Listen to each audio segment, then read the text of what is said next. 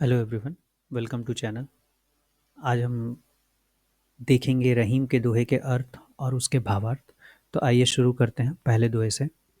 रहीमन धागा प्रेम का, मत तोड़ो चटकाए, टूटे से फिर ना मिले, मिले गांठ परी जाए।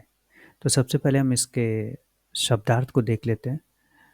तो तोड़ो का मतलब हो गया तोड़ना, चटकाए का मतलब हो गया झटके से या अचानक से, गांठ का मतलब होता है नॉट, और परिजाय अर्थात पड़ जाती है। तो हम उसके भावार्थ को देखेंगे अब।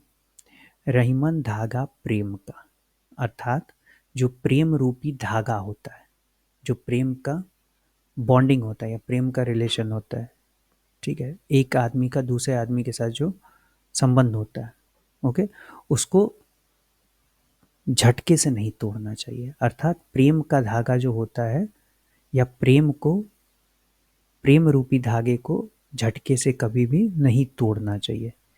टूटे से फिर ना मिले, तो अगर एक बार टूट जाता है तो क्या होता है, वो जुटता नहीं है, वो क्या होता है, मिलता नहीं होता है।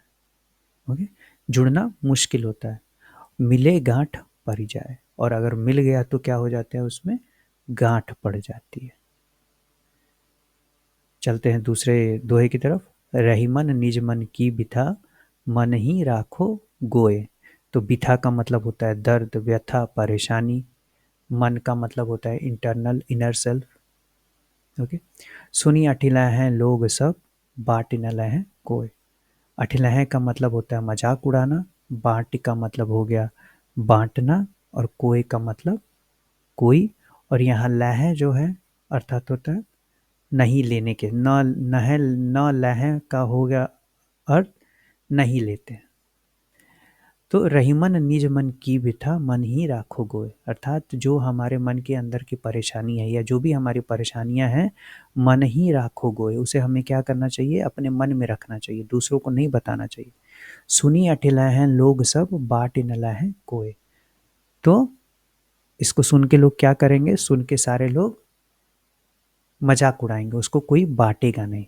तो हमें अपने मन की बात को अपने मन में रखना चाहिए, हम अपनी सारी परेशानियों को अपने मन में रखना चाहिए, उससे किसी से शेयर नहीं करना चाहिए, क्योंकि जो भी इसको सुनता है वो उस पर हंसेगा, उस तुम्हारे आपके दर्द को कम नहीं करेगा। आगे, एके साधे सब सधय, सब साधे सध जाए, रहीमन मूल ही सींचबो, फूलय फलय अघाय। तो एकै का अर्थ हो गया एक, मूलही का मतलब हो गया जड़, सींचबो का मतलब हो गया सींचना, अघाय का अर्थ होता है तृप्त। तो हमें एक समय में ढेर सारे काम नहीं करना चाहिए, क्योंकि अगर हम एक समय में एक से ज़्यादा काम करते हैं तो कुछ भी हम कर नहीं पाते हैं। तो कहने का अर्थ यह है कि एक समय पर एक ही काम करना चाहिए। जैसे अगर हम पेड़ के जड़ को अच्छे से पानी दें तो हमें क्या मिलते हैं, फूल फल सब समय पर मिलता है। तो एक समय पर एक ही काम करना चाहिए। चित्रकूट में रमी रहे, रहीमन अवध नरेश, जा पर विपदा पड़त है, सो आवत यह देश। तो अवध का मतलब हो गया रहने लायक न होना, विपदा हो गई विपत्ति। तो इसका अर्थ है कि जब राम को वनवास हो गया था, अवध नरेश को जब वनवास हो गया तो वो कहाँ पे रहने आए थे, चित्रकूट में। और चित्रकूट कैसा है, बहुत ही घना जंगल है, वो रहने लायक नहीं है। ठीक है, जा पर विपदा पड़त है, सो आवत यह देश। तो ऐसी जगह पर वही रहने जाते हैं जो परेशानी में होता है, जिस पर विपत्ति होता है, जो भी परेशानी में होता है वो ऐसे जगह पे रहने आते हैं। तो कहने का मतलब क्या, अब कहने का अभिप्राय यह है कि विपत्ति में व्यक्ति कोई भी कठिन से कठिन कार्य कर लेता है। तो अगर आपके ऊपर कोई भी मुसीबत आ जाएगी तो आप उसको सॉल्व करने के लिए कितना भी, कोई भी मुश्किल से मुश्किल टास्क रहेगा तो आप उसे कैसे भी कर सकते हो। दीर्घ दोहा अर्थ के, आखर थोड़े आही, ज्यों रहीम नट कुंडली, सिमटी कूद चढ़ जाई।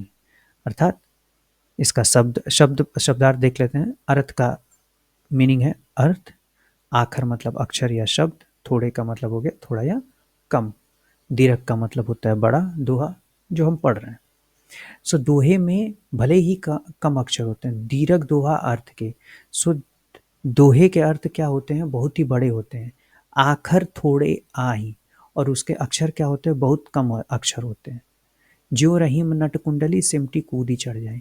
और जो सर्कस में नट होता है, जो करतब दिखाता है, वो कैसे करतब दिखाता है, अपनी बड़ी सी शरीर को एक कुंडली में से, एक छोटे से अंगूठी में से, एक छोटे से अंगूठी में से क्या करता है, जो नट होता है वो कूद जाता है।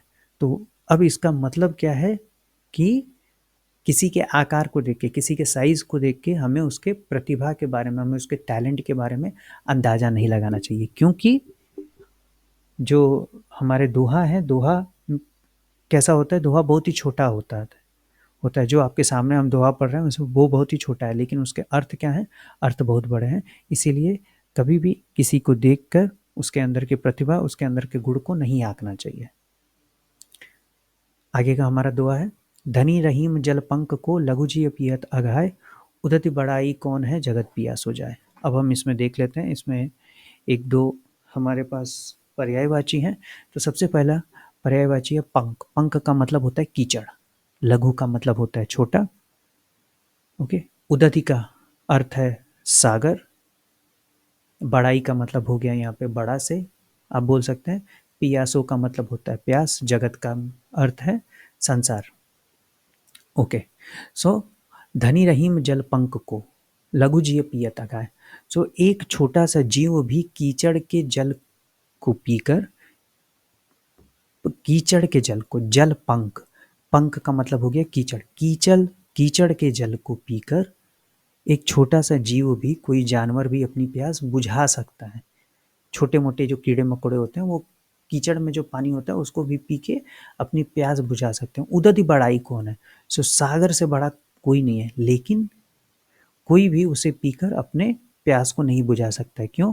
क्योंकि वो क्या होता है, उसका पानी खारा होता है, ठीक है। अब इसका मीनिंग ये है कि बड़ा होने से आपको कुछ भी नहीं होता है, आपके पास कितना भी पैसा हो, मान हो, सम्मान हो, उसका कोई अर्थ नहीं है अगर आप लोगों की सहायता नहीं करते हैं। तो हमें कैसा होना चाहिए, हमें कीचड़ रूपी जल होना चाहिए। अगर हम किसी के काम आ जाएं तो उससे बड़ी चीज़ कोई नहीं है। आगे का हमारा दुआ है, नाद रीझ तन देत मृग, नरधन देत समेत, ते रहीम पशु से अधिक, रिजेहु कछु न देत। अर्थात शब्दार्थ पहले देखेंगे हम। मृग हिरन, नर मनुष्य, धन का मतलब हो गया पैसा, नाद हो गया कोई संगीत की ध्वनि हो गया, रिझेऊ का मतलब होता है उसके ऊपर मोहित होकर, खुश होकर, कछु का मतलब हो गया कुछ, देत का मतलब देने से होता है। सो नाद रीज दन तन देत मृग, तन होता है शरीर, ओके। सो मृग जो होता है वो संगीत की ध्वनि को सुनकर, संगीत को सुनकर अपने प्राण को त्याग देता है। अर्थात मृग जो होता है, अगर कोई शिकारी है और वो एक ध्वनि बजा रहा है तो उसके पास खींचा चला जाता है, और शिकारी क्या करेगा, हंटर क्या करेगा, उसको पकड़ लेगा। और नरधन देत समेत, और नर क्या करता है, मनुष्य क्या करता है, अपने धन दौलत भी गंवा देता है। किसी कोई अगर मीठा बात करे, कोई अच्छे से बात करता है तो क्या करता है, वो अपने धन दौलत भी दे सकता है। ते रहीम पशु से अधिक रिजेहु कछु न देत। और ऐसे मनुष्य पशु से भी अधिक बेकार हैं, जो लेना तो जानते हैं, जो किसी से प्रसन्न होकर कुछ ले लेते हैं, लेकिन उनको कुछ देते नहीं हैं। ऐसे क्या है, ऐसे लोग पशु से भी बेकार हैं, जिन्हें केवल लेना आता है, कुछ देते नहीं, रीझ जाने पर भी कुछ देते नहीं है। शायद यह अर्थ आपको क्लियर हो। आगे, बिगड़ी बात बने नहीं, लाख करो किन कोय, रहीमन फाटे दूध को, मथे न माखन होए। तो बिगड़ी का मतलब हो गया बिगड़ना, माखन का अर्थ है मक्खन, फटा हुआ दूध जो अपने ओरिजिनल फॉर्म में नहीं रहता है।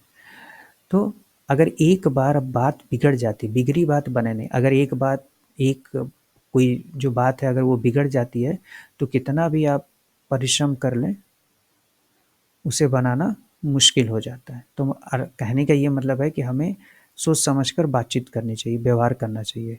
अगर आप किसी से लड़ाई झगड़ा करते हैं, गाली गलौज करते हैं और अगर बात खराब हो गई तो बहुत ही मुश्किल हो जाएगा उसे फिर अंडू करने के लिए, राइट। रहीमन फाटे दूध को मथे न माखन होए। जैसे फटे हुए दूध से मक्खन नहीं बनाया जा सकता, वैसे ही अगर एक बार बात बिगड़ जाती है तो हम उसे सही नहीं कर सकते। और आखिरी दुआ है, रहीमन देखी बड़ेन को लघु न दीजिए डारी, जहाँ काम आवे सोई कहाँ करे तरबार। सो किसी भी बड़ी चीज़, छोटी चीज़, बड़ी चीज़ को देखकर हमें लघु न दीजिए डारी, छोटों की या छोटी चीज़ों की उपेक्षा नहीं करनी चाहिए, उसको साइड लाइन नहीं कर देना चाहिए। अगर हमने किसी बड़े आदमी को देख लिया तो हमारे साथ जो छोटे लोग काम करते हैं उनको क्या करना चाहिए, हमें साइड लाइन नहीं करना चाहिए, उनको उनकी उपेक्षा नहीं करनी चाहिए। जहाँ काम आवे सुई कहाँ करे तलवार, जहाँ पर सुई काम आती है वहाँ पे तलवार काम नहीं करती है। और इसके शब्दार्थ हैं, बड़ेन का मतलब है बड़ा, लघु का मतलब है छोटा और आवे का मतलब है आना। तो शायद आपको वीडियो पसंद हो, आप कमेंट बॉक्स में भी कमेंट करके बता सकते हैं कि इसे और अच्छा कैसे किया जा सकता है। तब तक के लिए धन्यवाद।